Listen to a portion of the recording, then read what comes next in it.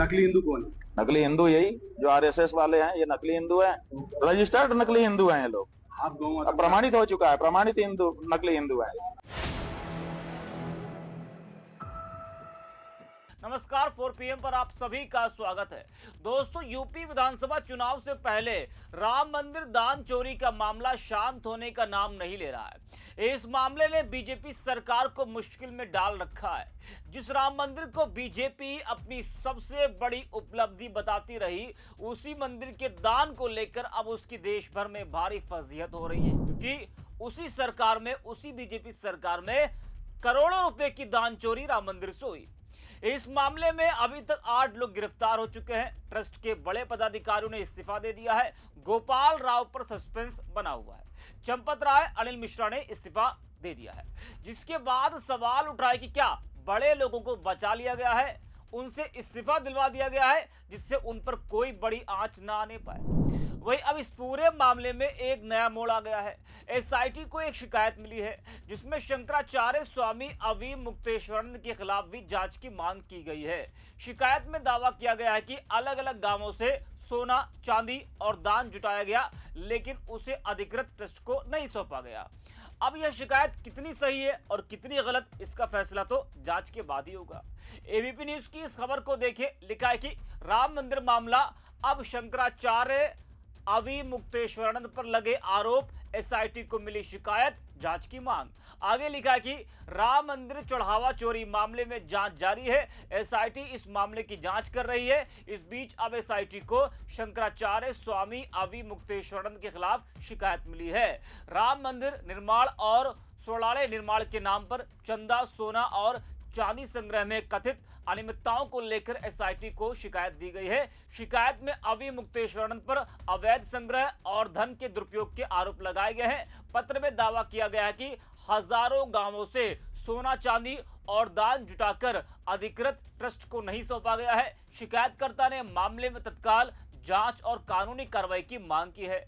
यह पत्र यूपी सरकार द्वारा गठित एसआईटी के अध्यक्ष विजय विश्वास पंत और अन्य सदस्यों को संबोधित किया गया है। स्वामी गोविंदानंद सरस्वती ने एसआईटी को मिलकर जांच का आग्रह किया है। अब जिस तरह से इस मामले में अवी मुक्तेश्वरानंद के खिलाफ शिकायत की गई है, तो क्या अवी मुक्तेश्वरानंद को फंसाने की साजिश है? क्योंकि पिछले काफी लंबे समय से वे गौमाता, गोरक्षा, राम मंदिर दान चोरी और कई दूसरे मुद्दों पर लगातार बीजेपी सरकार को वो घेरते आ रहे हैं। क्या इसी वजह से अब उनका नाम भी इस मामले से जोड़ दिया गया है, या फिर यह सिर्फ एक शिकायत है जिसकी निष्पक्ष जांच होनी जरूरी है? सवाल इसलिए भी उठ रहा है क्योंकि राजनीति में अक्सर यह आरोप लगता रहा है कि जो सरकार से सवाल पूछता है वह खुद सवालों के घेरे में आ जाता है। ऐसे में स्वाभाविक है कि इस शिकायत के सामने आने के बाद तरह तरह की चर्चा हो रही है। लेकिन दूसरी तरफ एक बात और भी उतनी जरूरी है। अगर किसी के खिलाफ शिकायत आई है तो उसकी निष्पक्ष जांच भी होनी चाहिए। केवल शिकायत के आधार पर किसी को दोषी मान लेना भी सही नहीं होगा। जांच के बाद जो तथ्य सामने आएंगे वही सबसे महत्वपूर्ण होंगे। वही शंकराचार्य पर तमाम आरोपों के बीच उनका राम मंदिर दान चोरी पर एक और बड़ा बयान सामने आया है। हालांकि वो लगातार इस पूरे मामले में तरह तरह के बयान दे रहे हैं। अवी मुक्तेश्वरानंद ने राम मंदिर दान चोरी और जांच, दूध का दूध और पानी का पानी होने के सवालों पर कहा कि दूध का दूध ऊपर चला गया और 8 लोग पानी में आ गए।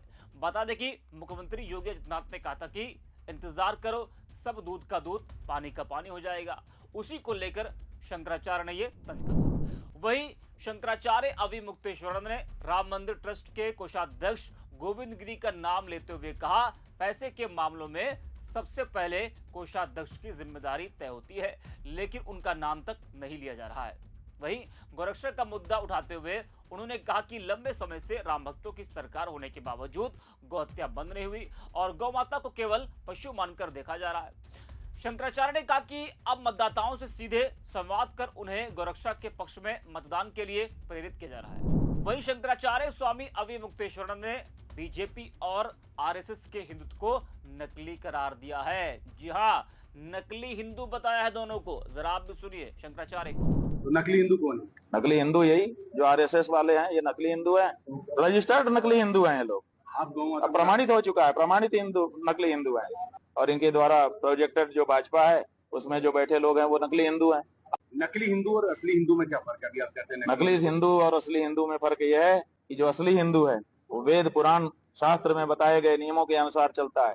अगर वेद पुराण में कोई शंका होती है तो अपने गुरुओं से पूछ करके तब आगे बढ़ता है। और नकली हिंदू ना तो वेद मानता, ना तो पुराण मानता, ना तो गुरु मानता। तो नकली हिंदू कौन है? नकली हिंदू यही जो आरएसएस वाले हैं, ये नकली हिंदू हैं।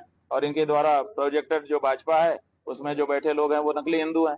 आप बताइए, अगर ये असली हिंदू होते तो इनसे मांग करनी पड़ती कि गौहत्या बंदी कानून बनाओ? बोलो, असली हिंदू अगर गद्दी पे बैठ जाएगा तो देर लगाएगा? पहले दिन बिना मांगे कर देगा कि भाई ये तो करूंगा ही, चाहे तुम विरोध ही करो। लेकिन ये तो 10-10 साल 12-12 साल से बैठे हुए हैं और उसके बाद भी इनसे मांगना पड़ रहा है। मांगने के बाद केवल गाय को माता कह के पुकार दो, इतना भी मानने को तैयार नहीं है। नकली हिंदू नहीं है तो क्या है बताओ? और कौन से अब तुमको प्रमाण पत्र चाहिए नकली हिंदू का? हमने तो कहा था 40 दिन में प्रमाण पत्र दो, नहीं तो तुम नकली हिंदू हो। दिया? बोलो, रजिस्टर्ड नकली हिंदू हैं ये लोग। आप गौ अब प्रमाणित हो चुका है, प्रमाणित हिंदू, नकली हिंदू। तो सुना आपने, तो शंकराचार्य बीजेपी और आरएसएस को नकली हिंदू बता रहे हैं। कहीं ऐसा तो नहीं कि उनके ऐसे ही बयानों की वजह से उन्हें भी राम मंदिर दान चोरी के मामले में फंसाया जा रहा है। बहरहाल जांच का विषय है, लेकिन राजनीति में सवाल यहीं से शुरू होते हैं, क्योंकि अभी मुक्तेश्वरानंद पिछले काफी समय से गोरक्षा के मुद्दे पर भी सरकार को घेरते रहे हैं और राम मंदिर दान मामले में भी लगातार वो सवाल उठाते रहे। ऐसे में विपक्ष और कई लोग पूछ रहे हैं कि क्या यह सिर्फ एक सामान्य शिकायत है या फिर सरकार पर सवाल उठाने वालों को भी अब जांच के घेरे में लाया जा रहा है। दूसरी तरफ यह सवाल भी उठ रहा है कि जिन बड़े नामों पर पहले से उंगलियां उठ रही थी, क्या अब पूरा ध्यान दूसरी तरफ मोड़ने की कोशिश हो रही है कि जनता के मन में उठ रहे असली सवालों से बहस को भटकाया जा रहा है? फिलहाल सच क्या है जांच बताएगा। उधर इस मामले में अभी तक 8 लोग गिरफ्तार हो चुके हैं। गिरफ्तारी तब हुई जब चढ़ावा चोरी मामले में राम मंदिर ट्रस्ट के सदस्य कृष्ण मोहन की शिकायत पर पहली एफआईआर दर्ज कराई गई थी। इसमें चंपत राय, डॉक्टर अनिल मिश्रा समेत अन्य बड़े पदाधिकारियों के नाम नहीं थे, जिसके बाद कहा जा रहा था कि बड़े लोगों को बचाया गया है। एफआईआर के बाद रामशंकर यादव उर्फ टिन्नू समेत 8 आरोपियों को गिरफ्तार किया गया है। मुख्य आरोपी टिन्नू यादव चंपत राय का पूर्व ड्राइवर है। आरोपी सुभाष श्रीवास्तव की निगरानी में चढ़ावे की गिनती होती थी। आरोपी मनीष यादव टिन्नू यादव का भतीजा है। इसके साथ अनुकल्प मिश्रा, लवकुश मिश्रा की भी गिरफ्तारी हुई है। अविनाश शुक्ला, करुणेश पांडे और रमाशंकर मिश्र को भी पुलिस ने पकड़ा है। एसआईटी जांच में ट्रस्ट के महासचिव चंपत राय और अनिल मिश्रा की भूमिका पर भी गंभीर सवाल उठे। ट्रस्ट के इन दोनों सर्वेसर्वा चेहरों ने इस्तीफा दे दिया है, लेकिन जनता शायद इससे भी संतुष्ट नहीं है। जनता और विपक्ष सभी कह रहे हैं कि ट्रस्ट के बड़े लोगों को बचा लिया गया है और छोटे कर्मचारियों को फंसा दिया गया है। बिना बड़ों के छोटे इतना बड़ा काम नहीं कर सकते। वही दोस्तों, राम मंदिर दान मामले में आज सुबह पुलिस ने सभी आरोपियों के घर छापा मारा है। पुलिस की कई टीमों ने एक साथ अयोध्या में आरोपियों के घरों पर दबिश दी है। इस दौरान परिवार के लोगों और पड़ोसियों से पूछताछ की गई है। कुछ आरोपियों के घरों पर ताला भी लगा मिला। रिपोर्ट्स के मुताबिक पुलिस का मानना है कि आरोपियों के घर से चोरी की गई राशि या आभूषण वगैरह बरामद हो सकते हैं। तो दोस्तों, राम मंदिर दान चोरी का मामला अब काफी ज्यादा आगे बढ़ चुका है। कई गिरफ्तारियां हो चुकी है। ट्रस्ट के मुख्य जो पदाधिकारी है उन्होंने अपना इस्तीफा दे दिया है। अब आगे और क्या कुछ देखने को मिलता है, ये देखने वाली बात होगी। इस वीडियो में इतना।